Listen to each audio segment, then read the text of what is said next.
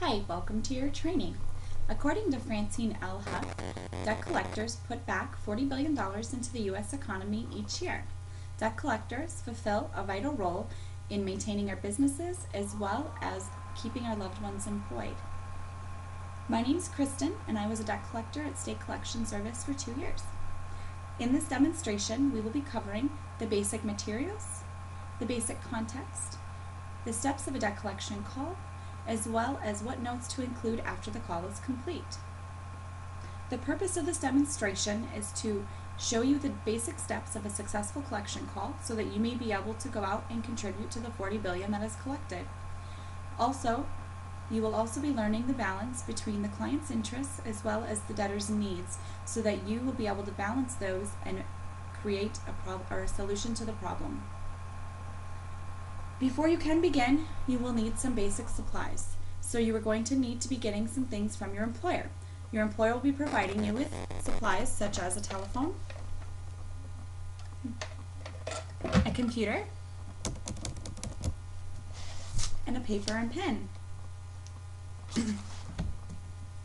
Once you've received these, you're going to want to verify that these are in working order before you can proceed. Another thing that you will need to have prepared before you can proceed is to understand the basic context. Mindset is a large part of your job. You will be faced with rejection on a daily basis as well as being faced with angry consumers every day. You will need to be able to stay positive, professional, and stay focused on the task at hand. It's also vital that you be versed in the FDCPA. The FDCPA is the Federal Debt Collection Practices Act. This is a compilation of rules and regulations which govern debt collectors. This is to ensure that the debtor's rights are upheld. You're also going to want to review the notes on the account prior to proceeding to the call.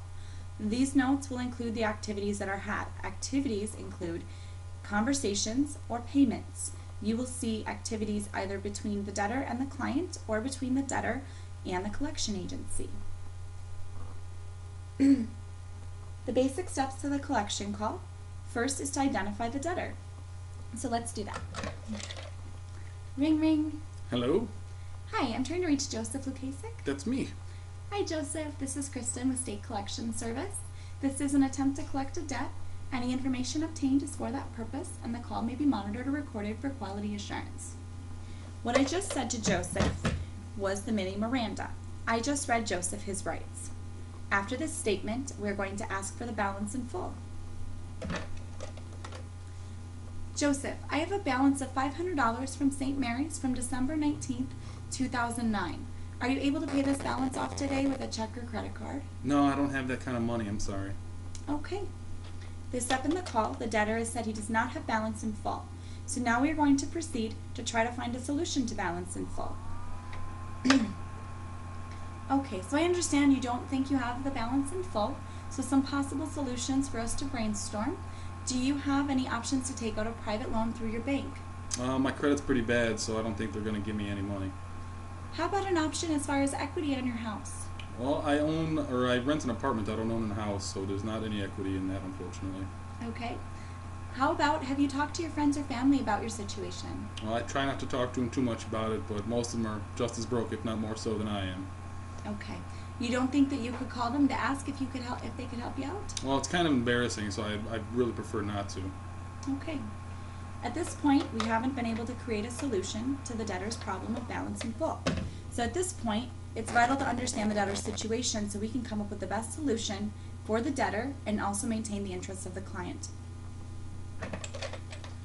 So Joseph, just to give me an understanding of what's going on with your situation, are you currently employed?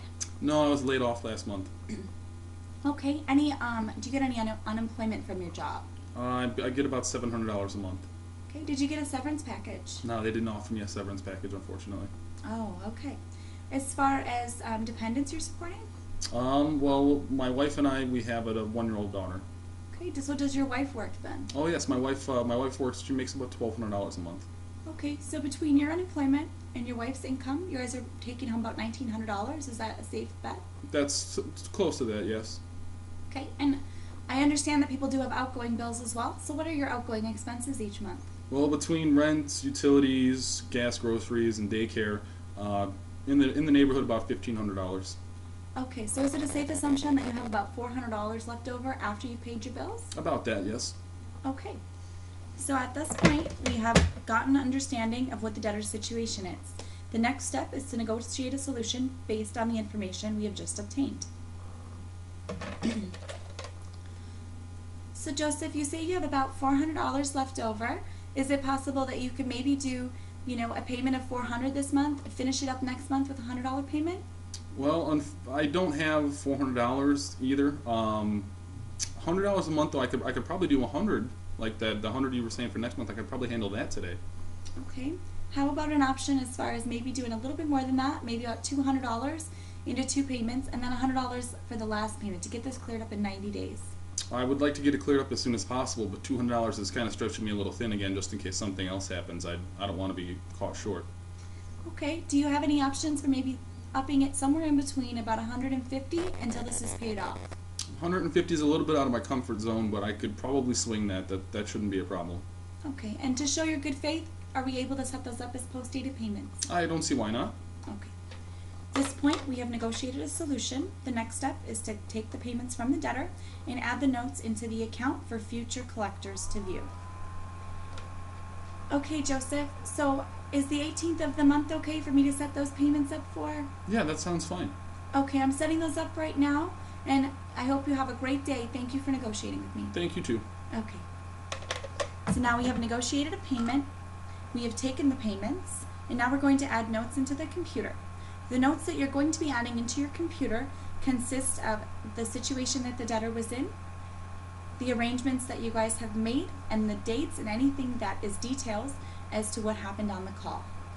Now you may ask, why do we need these? In case the debtor accumulates a new bill that comes into collections, future debt collectors will be able to view what happened on the call, as well as if the payments do not run, they will be able to know exactly what happened to proceed forward with a new call to the debtor. So what we have reviewed today in our demonstration, I have taught you the basic steps to a collection call. I have taught you how to maintain the balance between the client's interests as well as the debtor's needs. And now you are prepared for the basic steps of a collection call. Some final remarks: you are going to have some future trainings to fine-tune your skills that will help you be a better debt collector in the future.